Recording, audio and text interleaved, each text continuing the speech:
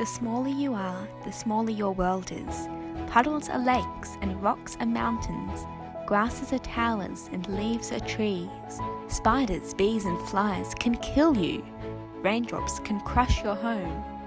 You might see army troops storming by on beetles. If you see a dragonfly, you run and hide. Lie on the ground, hide under a fallen leaf, pile moss and dirt over you, and do not breathe. Dragonflies are dragons. Of course, there is no sky in such a world. It is hidden by smaller things. Besides, why should sky even matter? Small people cannot dream of something as vast as the sky. Hi, my name's Sarah, and I'm an author and illustrator. At the moment, I'm writing and illustrating a middle grade novel called Drakkonbarq. It's about 3 enemy clans of miniature people and the extraordinary world that they inhabit. I've always been entranced by the concept of a miniature world. I think I was inspired by my love of the outdoors and the place that I grew up in. Through the illustrations and storyline of my book, you start to see the whole world in a really unique way.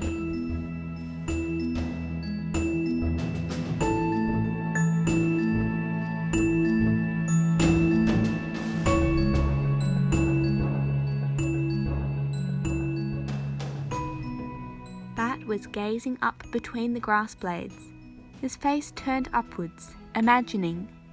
The Groundlands, that's what they called this place. But why?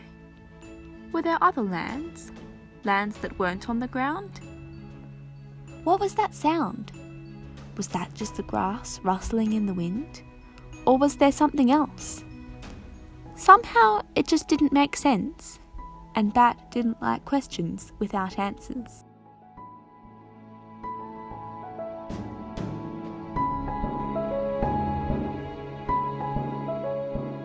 I think you really relate to the protagonist, this 12-year-old boy called Bat Brixen. He's from a clan of miniature people who live in mud houses below the grass, who use caterpillars for pack horses. It's a very fear-driven community, afraid of curiosity, quite claustrophobic. And so for Bat, whose mind is always just exploding with questions, he's a real misfit. He feels like he doesn't belong. So he dreams of being able to fly away and join the enemy clan, the Drakkonbarqs, who live in the trees and ride on dragonflies.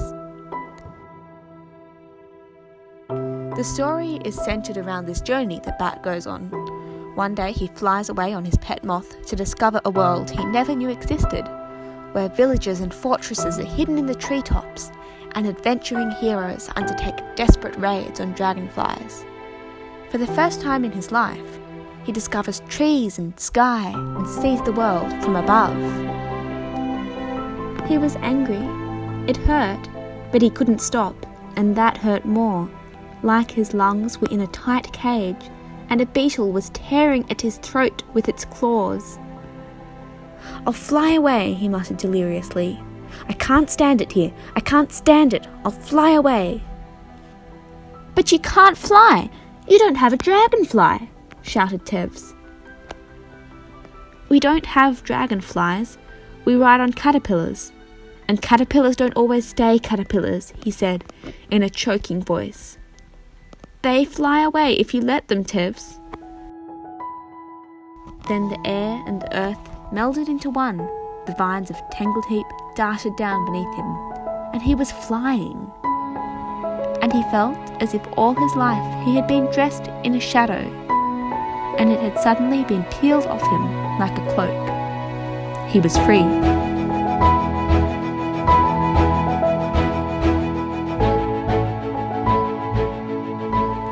I think Bat embodies feelings that a lot of us have, especially as children. Searching for identity, the longing to fit in, the yearning to be free, to escape and find somewhere where you really belong. And so because of that, this story is very relevant.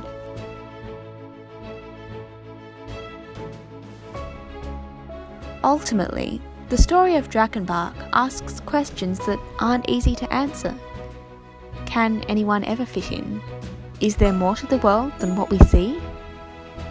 I believe that Drakkonbarq approaches these questions in a remarkably creative way.